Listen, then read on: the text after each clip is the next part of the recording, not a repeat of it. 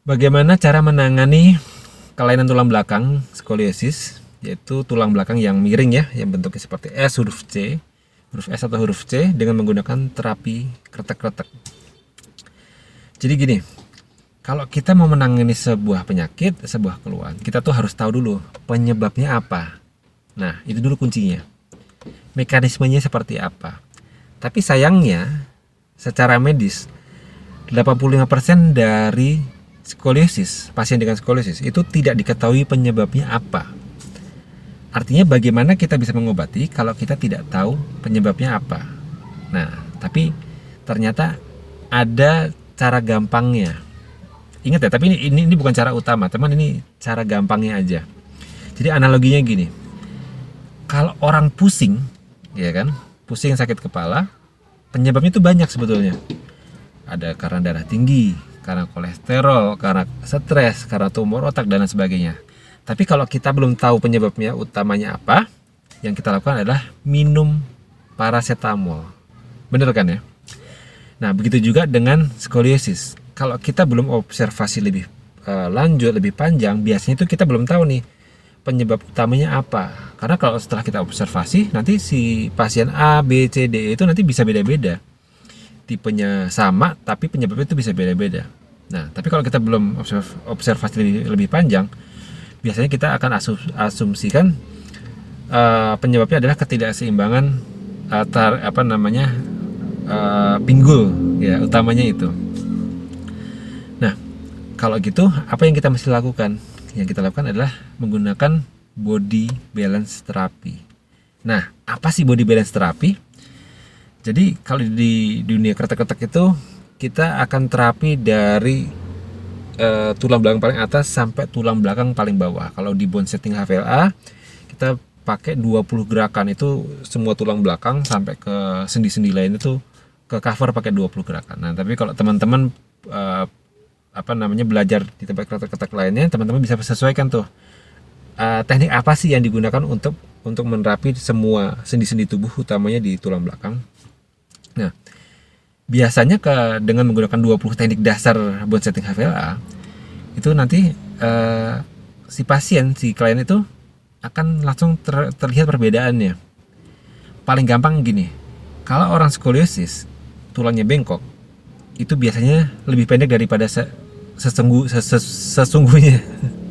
Lebih pendek daripada sesungguhnya. Nah, nanti setelah diterapi, biasanya dia akan nambah tinggi, entah 1 cm, entah 2 cm, entah cuma setengah cm. Kalau dia nambah tinggi, berarti tulangnya sudah mulai lurus. Jadi itu indikatornya itu. Kalau si kliennya nambah tinggi, berarti tulangnya sudah mulai tambah lurus. Nah, lalu setelah kita lakukan body balance therapy, apa yang kita lakukan? Mohon maaf nih, agak belibet. Apa yang kita lakukan? Yang kita lakukan adalah melihat rotasinya. Nah, karena orang skoliosis rata-rata mungkin 90%, 95% tulang belakang itu muter gitu ya. Semakin parah lengkungannya, semakin parah putarannya, semakin parah rotasinya, akan semakin parah yang namanya rib hump. Rib hump adalah tonjolan di tulang iga. Jadi tulang iganya itu seperti ada punuknya. Nah, itu nanti akan kita perlu terapi. Caranya gimana? Gampangnya adalah gini. Caranya adalah putaran ke kanan, ke kiriin, ya. Kalau ke kanan di kiriin, kalau putarannya ke kiri di ke kananin. Jadi simpelnya kayak gitu.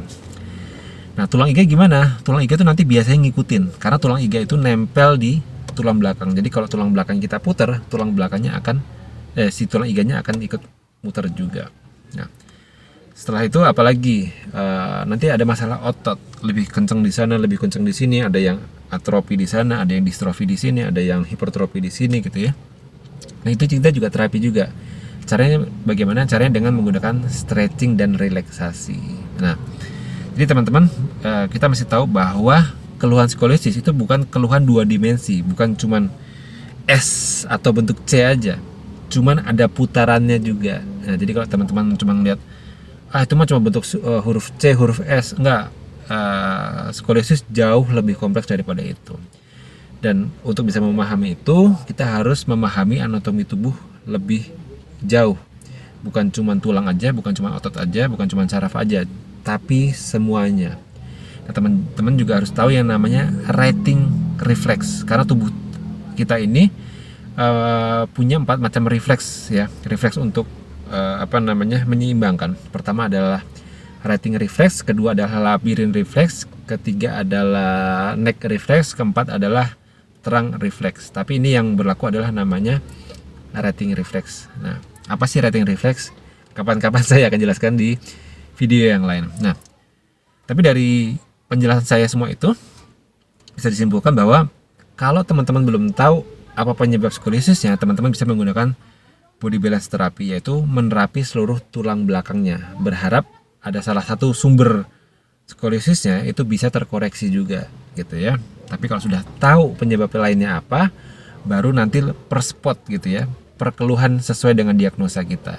Oke teman-teman, semoga itu bisa membantu dan bisa mempermudah teman-teman nanti untuk menerapi pasien-pasien, klien-klien yang terkena skolisis. Jangan sampai nanti ketika teman-teman mendapatkan skolisis tipenya seperti apapun, nanti terapinya gitu-gitu aja. Mau ada keluhan apa yang menyertai skolisis, ya terapinya gitu-gitu aja. Nah, jangan sampai nanti kita seperti orang yang cuma punya satu senjata.